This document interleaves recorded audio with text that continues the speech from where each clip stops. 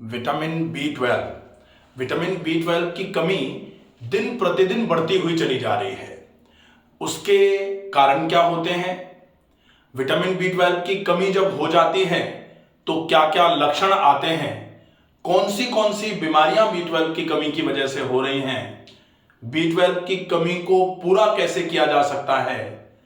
जो वीगन्स हैं या जो बिल्कुल वेजिटेरियंस हैं, वो अगर बी ट्वेल्व की कमी की वजह से परेशान हैं तो उनको क्या ऐसा करना चाहिए कि वो बी ट्वेल्व की कमी को पूरा कर पाए? या फिर अगर बी ट्वेल्व की कमी आई है तो आपको अपनी जीवन शैली में क्या क्या सुधार करने हैं, अपनी आहार प्रणाली में क्या क्या सुधार करने हैं, हम आज इस वीडियो में पूरा डिटेल में इस बात को समझेंगे। सबसे पहले मैं अनुरोध करूंगा आप सबको, जिसने अभी तक इस चैनल को सब्सक्राइब नहीं किया है, कृपया कर इस चैनल को सब्सक्राइब कर लें। वीडियो में अंत तक बने रहें ताकि हम बी ट्वेल्व क्या है, क्यों यह आवश्यक है हमारे शरीर के लिए, और जब इसकी कमी ज्यादा होती है तो ये क्या क्या बीमारियां पैदा कर रही है, किस तरीके से वो बीमारियां हो रही हैं, हम बहुत अच्छे से इस चीज को समझ करके अगर बी ट्वेल्व की कमी की वजह से परेशान हैं तो उस कमी को धीरे धीरे करके दूर कर लें।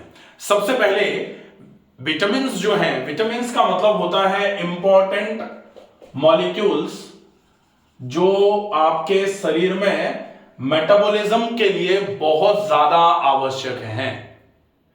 ठीक है, ये दो प्रकार के होते हैं। एक होता है वाटर सॉल्युबल, दूसरे होते हैं फैट सॉल्युबल। तो वाटर सॉल्युबल विटामिन्स और फैट सॉल्युबल विटामिन्स, इसमें वाटर सॉल्युबल विटामिन जो होती है वो बी और सी, पूरा बी का ग्रुप पूरा का पूरा बी और विटामिन सी, ये जो हैं ये वाटर सॉल्युबल है, ये पानी में घुलनशील विटामिन है। फिर ए, डी, ई और के, ये जो चार विटामिन हैं, ये विटामिन आपके फैट सॉल्युबल विटामिन होते हैं। तो सबसे पहले विटामिन बी ट्वेल्व की चूंकि बात है तो बी ट्वेल्व जो है उसको कोबालामिन भी बोला जाता है, जिसमें साइनोकोबालामिन या मिथाइल कोबालामिन आती है। तो जब ये बी ट्वेल्व विटामिन की बात है तो बी ट्वेल्व किस ग्रुप में है? विटामिन बी में। तो बी कौन सा सॉल्युबल है? वाटर सॉल्युबल विटामिन है, वाटर सॉल्युबल विटामिन है। अब हम देखें कि ये बी विटामिन जो है इसका काम क्या क्या है, मूल रूप से ये बी विटामिन क्या क्या काम करता है। तो सबसे पहले ये एनिमल्स में डीएनए सिंथेसिस का काम करेगा। एनिमल्स के केस में ये विटामिन बी ट्वेल्व जो है ये डीएनए सिंथेसिस का काम करता है। दूसरा जो काम है इसका वो फैटी एसिड और एमिनो एसिड के मेटाबॉलिज्म में भी ये इंपॉर्टेंट रोल प्ले करता है। अब हम देखें ह्यूमन बीइंग्स में इसका काम क्या है। ह्यूमन बीइंग्स में विटामिन बी ट्वेल्व का क्या काम है? Vitamin B twelve human being में क्या कर रहा है? सबसे पहले नंबर पर इस विटामिन बी ट्वेल्व का काम है कि ये आपके नर्वस सिस्टम में क्या करवाएगा?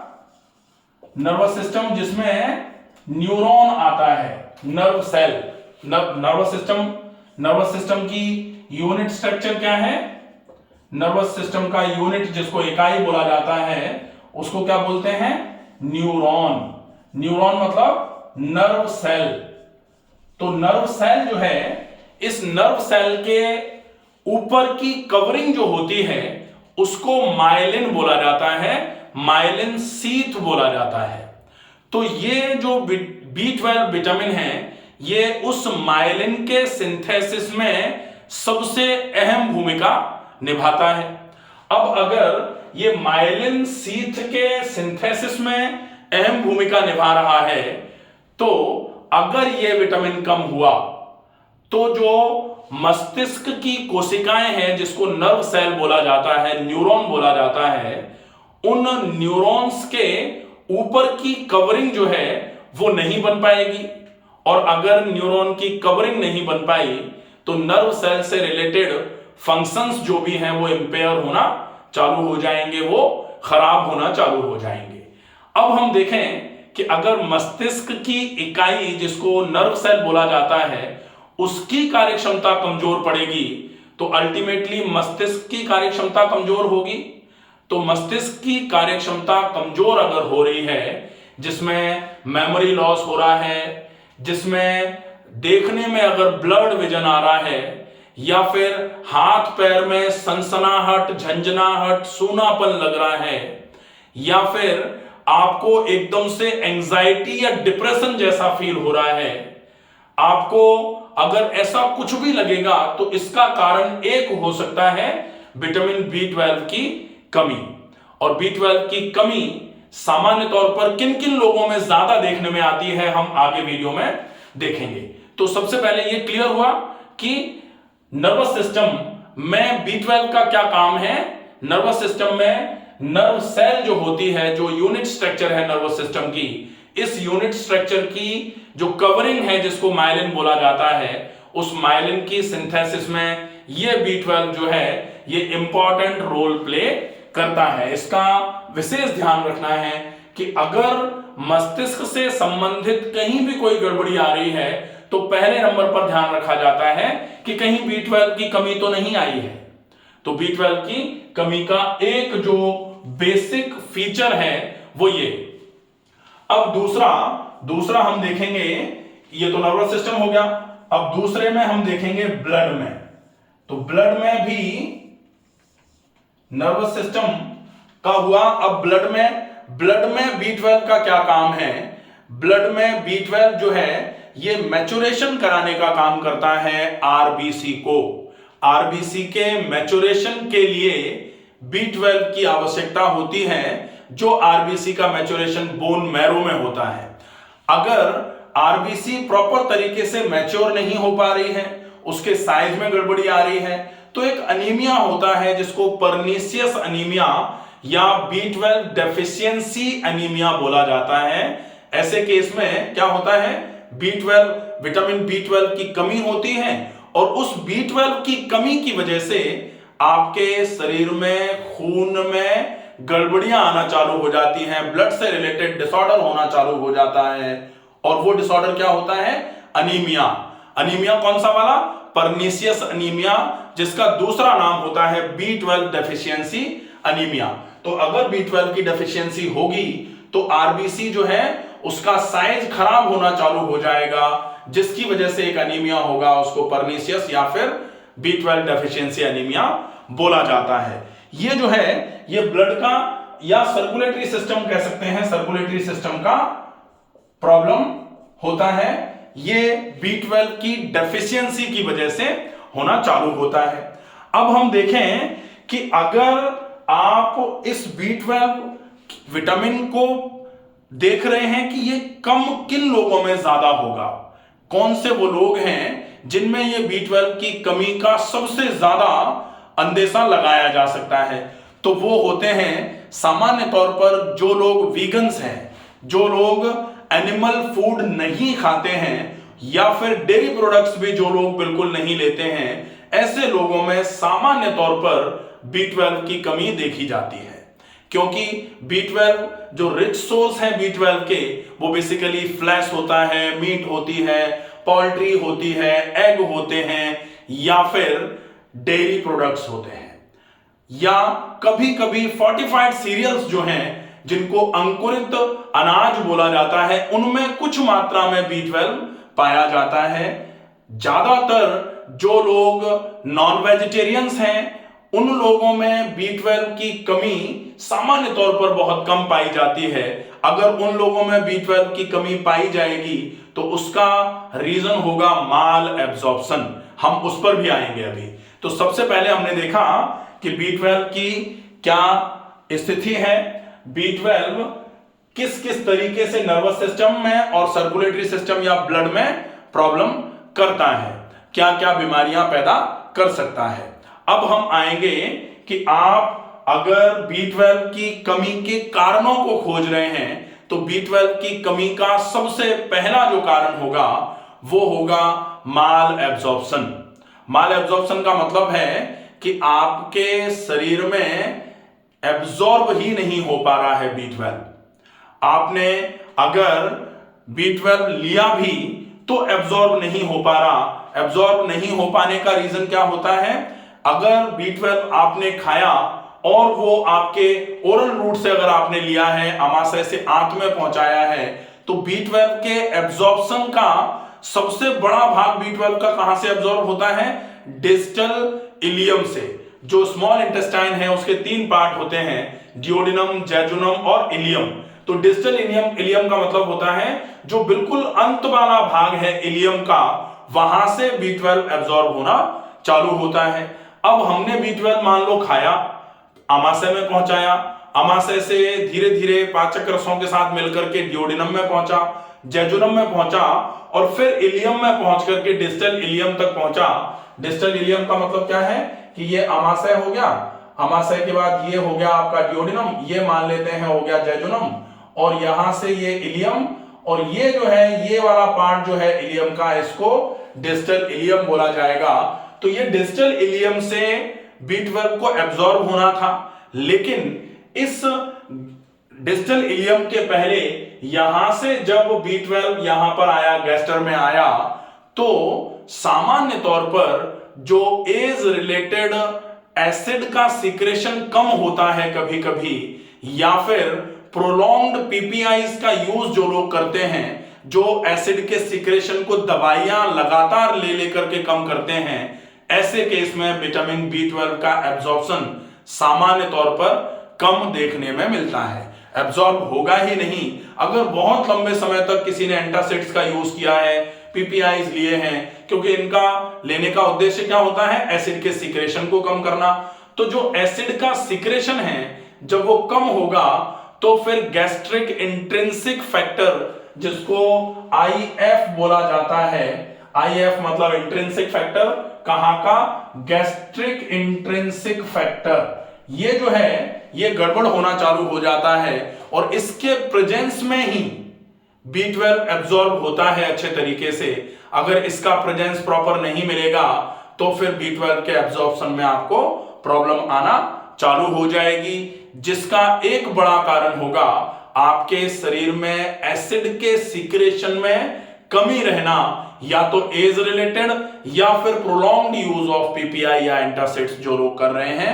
ऐसे केस में ये विशेष ध्यान रखना होता है कि अगर आप लंबे समय तक किसी भी मजबूरी में, सामान्य तौर पर B12 की कमी कब हो रही है? जैसे बहुत लंबे समय तक किसी को गैस्ट्राइटिस था, अब गैस्ट्राइटिस में पीपीआई लिया, पीपीआई लेने की वजह से इंट्रिंसिक फैक्टर गड़बड़ हो गया, इसकी वजह से विटामिन B12 कम हो गया। अब आपको क्या करना है? B12 लेना पड़ेगा। तो अगर आप लंबे समय तक एंटासिड्स का यूज करते हैं तो आपको मल्टीविटामिन में B12 भी जरूर लेना चाहिए। अब हम देखें कि अगर हम सप्लीमेंट नहीं ले रहे, अच्छा एक तो ये हो गया कि माल एब्जॉर्प्शन की वजह से B12 की कमी होती है, एक होता है माल न्यूट्रिशन, हम खा ही नहीं पा रहे B12 से रिच फूड जो है वो हम नहीं खा रहे हैं, तो जब B12 जा ही नहीं रहा तो एब्जॉर्ब कहां से होगा? वो एक प्रॉब्लम हो जाती है। इसके अलावा जो तीसरा वाला कारण था वो वही वाला था कि भाई आपका पीपीआई के प्रेजेंस में आपका जो आपने खाया हुआ है B12 वो एब्जॉर्ब ही नहीं होगा। ये 3 बेसिक कारण होते हैं जिसकी वजह से आपका B12 जो है वो कम होना चालू हो जाता है। अब हम देखें कि जो वेजिटेरियंस हैं डाइट में, या वीगन्स हैं, जो लोग बिल्कुल भी नॉनवेज नहीं लेते हैं, जो लोग बिल्कुल भी डेयरी प्रोडक्ट्स नहीं लेते हैं, ऐसे लोगों को अगर B12 चेक कराया जाएगा तो निश्चित ही कम निकलने के बहुत ज्यादा चांसेस हैं। अब लोग कहते हैं कि अगर आज लोग सप्लीमेंट्स पे जिंदा हैं B12 के लिए, तो फिर पुराने समय में लोग क्यों बिना सप्लीमेंट के B12 की कमी लोगों को नहीं होती थी? तो पुराने समय में सामान्य तौर पर लोग डेयरी प्रोडक्ट से परहेज नहीं करते थे, लोग दुनिया भर का घी खाते थे, खूब सारा दूध, दही, छाछ खाते थे, जिसकी वजह से, क्योंकि जो डेयरी प्रोडक्ट्स हैं वो तो रिच इन विटामिन B12 है ही, तो विटामिन B12 अगर आपको पूरा करना है, अगर आप नॉन वेजिटेरियन डाइट नहीं लेते हैं, वेजिटेरियन डाइट लेते हैं आप, तो फिर आपको कम से कम दही का उपयोग या छाछ का उपयोग कर लेना चाहिए। उससे आपको कुछ मात्रा में B12 मिलना चालू हो जाएगा। बाकी बहुत सारे लोगों को दूध से, जैसे मैं ही बोलता हूं, दूध में लैक्टोजन इंटॉलरेंस बहुत सारे लोगों को होता है, तो ऐसे केस में देसी गाय का शुद्ध दूध अगर आपको कहीं से अवेलेबल हो जाए, उसका उपयोग आप कर सकते हैं। ये बहुत उपयोगी और बहुत इफेक्टिव प्रोसेस माना जाएगा। इसके अलावा जो B12 अगर कम है, ज्यादा ही कम हो गया है, मान लो 260 से वो 160 पर ही आ गया या 120 पर ही रह गया है, 260 से लेकर के लगभग 860 तक इसका नॉर्मल रेंज माना जाता है B12 का। तो अगर बहुत ज्यादा एक्सट्रीमली कम हो गया है तो इसको अगर आपको लेना है तो आइदर आप ओरल रूट से B12 के जो सप्लीमेंट है वो ले सकते हैं, और फिर इंजेक्टेबल्स भी आप ले सकते हैं। इंजेक्टेबल्स थोड़ा सा ज्यादा सस्टेनेबल होते हैं, ज्यादा काम करते हैं, क्योंकि आपने ओरल रूट से लिया, पहुंचा दिया, लेकिन अगर इंट्रिंसिक फैक्टर की कमी है तो वो आपके ब्लड में एब्जॉर्ब नहीं होगा। इसलिए इंजेक्टेबल्स थोड़ा ज्यादा काम करते हैं, जो इंजेक्शन लगाते हैं वो, ये विशेष ध्यान में रखा जाए। अब हम देखेंगे डेफिशिएंसी पता कैसे लगाएंगे कि B12 की डेफिशिएंसी हो गई है। अगर आपको नर्वस सिस्टम या फिर ब्लड से रिलेटेड कोई डिसीज हो रही है तो आप ये मान लो कि आप उसमें सामान्य तौर पर B12 का फॉलोअप कराओ, आपका B12 70-80% केसेस में कम ही निकलेगा। नर्वस सिस्टम से रिलेटेड मतलब आपका लॉस ऑफ मेमोरी हो रहा है, अगर आपको माइल्ड डिप्रेशन जैसा लग रहा है, आपको चिड़चिड़ापन आ रहा है, आपको झंझनाहट आ रही है उंगलियों में, या फिर लिम्ब, जिसको न्यूरोपैथी बोला जाता है, लिम्ब न्यूरोपैथी, मतलब हाथ पैर सूने सूने हो रहे हैं, पैर में सूनापन आ रहा है, तलवे की उंगलियां जो है, पैर की उंगलियां, उनमें सूनापन आ रहा है, अगर ऐसा लगेगा इसका मतलब B12 की कमी होना चालू हो गई है। इसके अलावा माइल्ड सा एपेटाइट जो है वो आपका कमजोर होना चालू होगा, पेट हल्का भारी भारी लगना चालू होगा, अगर ऐसा भी है तो भी निश्चित ही ये B12 की कमी की तरफ इशारा करते हैं। अगर आपको ये सिम्टम्स आए, B12 चेक कराया जाए, और B12 चेक अगर करा लिया वो कम आया है तो कोशिश कीजिए ज्यादा से ज्यादा मात्रा में आप डेयरी प्रोडक्ट्स अगर ले सकते हैं तो आप दही और छाछ का उपयोग कर लीजिए। लेकिन कभी कभी होता यह है कि दही अगर ज्यादा मात्रा में खाया तो पेट फूल जाता है, दही भी पेट को गरिष्ठ आहार में आता है, दही भी, तो दही पेट को भारी कर देता है। छाछ आप थोड़ी थोड़ी करके ले सकते हैं। दूध से हमको बोले एलर्जी है, दूध हम ले नहीं सकते, दूध लेते हैं पेट में गैस बन जाती है। ऐसे केस में फिर कोशिश करें कि एक बार की जो कमी हो गई है, ज्यादा कम जो हो गया है B12, उसके लिए तो आप सप्लीमेंट लेके उसको पूरा कर लीजिए, और उसके बाद फिर आप अपनी गट हेल्थ को सुधारिए ताकि इंट्रिंसिक फैक्टर में कहीं कमी नहीं आए, और उसके साथ फिर आप रिच विटामिन B12 वाला जो नेचुरल फूड है, आप फोर्टिफाइड सीरियल्स ले सकते हैं, अंकुरित गेहूं है, उसमें कुछ मात्रा में B12 आपको मिलेगा। आप सौंफ की ज्यादा से ज्यादा मात्रा उपयोग में ले सकते हैं। आप थोड़ा बहुत जैसे दही हो गया या पनीर हो गया, इसका उपयोग कर लें, ये आपके लिए अच्छा रहेगा। आप बादाम का दूध बना करके ले सकते हैं, या बादाम के दूध का दही ले सकते हैं, वो भी विटामिन B12 में रिच माना जाएगा, उसमें भी B12 कुछ मात्रा में पाया जाता है। तो इस तरीके से आप अपने घटते हुए B12 को नॉर्मल करके B12 की कमी की वजह से बढ़ती हुई बीमारियों में लाभ ले सकते हैं। आशा है ये वीडियो आपको समझ में आएगा। ज्यादा से ज्यादा लोगों तक वीडियो को शेयर करें ताकि B12 की कमी से जूझते हुए लोग वीडियो को देख करके अपनी समस्याओं का निवारण कर पाएं। स्वस्थ रहिए, सुरक्षित रहिए। धन्यवाद।